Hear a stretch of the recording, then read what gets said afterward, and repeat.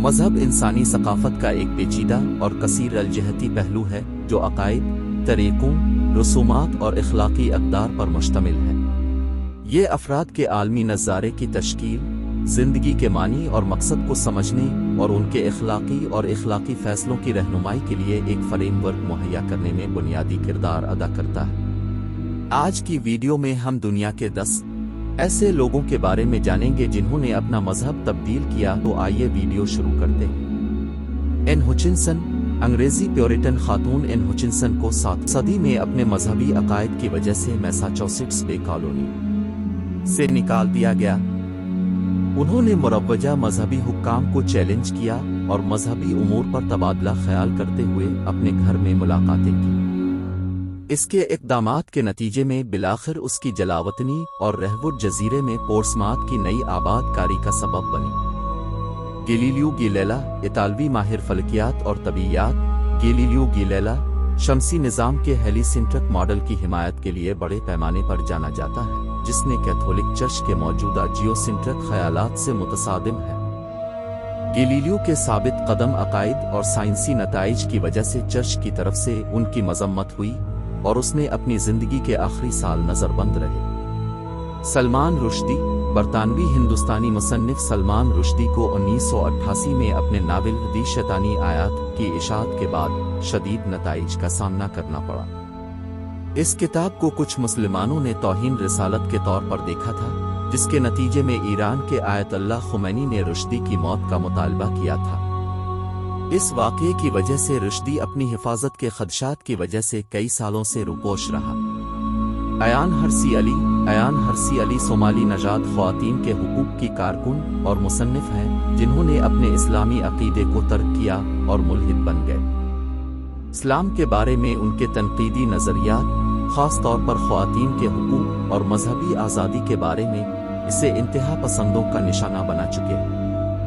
اسے متعدد ہلاکتوں کی دھمکیوں کا سامنا کرنا پڑا ہے اور سیکیورٹی کے اقدامات میں اضافہ ہوا ہے۔ تسمانیہ نسرین ایک بنگلہ دیشی مصنف اور سابق معالج ہیں جو اسلام کے اپنے تنقید اور خواتین کے ساتھ اس کے سلوک کے بارے میں بات کرتے رہے۔ اس کی تحریروں میں، جس میں ناول ہلاجہ شامل ہیں، نے بنگلہ دیش میں غم و غصے اور پرتشدد مظاہروں کو جنم دیا۔ نسرین کو دھمکیوں اور ظلم و ستم کا سامنا کرنا پڑا ہے، جس کی وجہ سے وہ کئی سالوں سے جلاوطنی میں رہ رہے ہیں۔ بالا اللہ، بہائے ایمان کے بانی بہاء اللہ کو اپنے مذہبی عقائد کی وجہ سے زندگی بھر جلاوطنی اور قید کا سامنا کرنا پڑا۔ فارس، موجودہ ایران میں پیدا ہوئے، بہاء اللہ کی تعلیمات نے اپنے وقت کے اسلامی قیام کو چیلنج کیا۔ اس نے ظلم و ستم برداشت کیا اور آخر کار ایک کیمپ میں اسرائیل میں قید رہا، جہاں اس نے اپنی باقی زندگی گزار دی۔ مارٹن لوتھر ایک جرمن مذہبی ماہر اور مذہبی اصلاح پسند، 16ویں صدی کے دوران پروٹسٹنٹ اصلاحات کی ایک اہم شخصیت بن گئے۔ کیتھولک چرچ کے طریق کار پر لوتھر کی تنقید، خاص طور پر ملوث ہونے کی فروخت، چرچ کے ذریعہ ان کے اخراج کا باعث بنی۔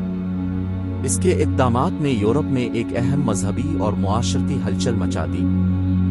گرو ارجن دیو، 5ویں سکھ گرو ارجن دیو کو اپنے عقیدے کی وجہ سے مغل شہنشاہ جہانگیر کے تحت ظلم و ستم اور تشدد کا سامنا کرنا پڑا۔ 1606 میں گرو ارجن دیو کو گرفتار کیا گیا، تشدد کا نشانہ بنایا گیا اور بالآخر اسلام میں تبدیل ہونے سے انکار کرنے پر اسے پھانسی دے دی گئی۔ اس کی شہادت نے سکھ برادری کے عزم کو مستحکم کیا اور ان کی مذہبی شناخت کو تقویت بخشی۔ ایما گولڈمین، 20ویں صدی کے اوائل میں ممتاز انتشار پسند اور حقوق نسواں کارکن ایما گولڈمین کو منظم مذہب کی مخالفت کے لیے تنقید اور ظلم و ستم کا سامنا کرنا پڑا۔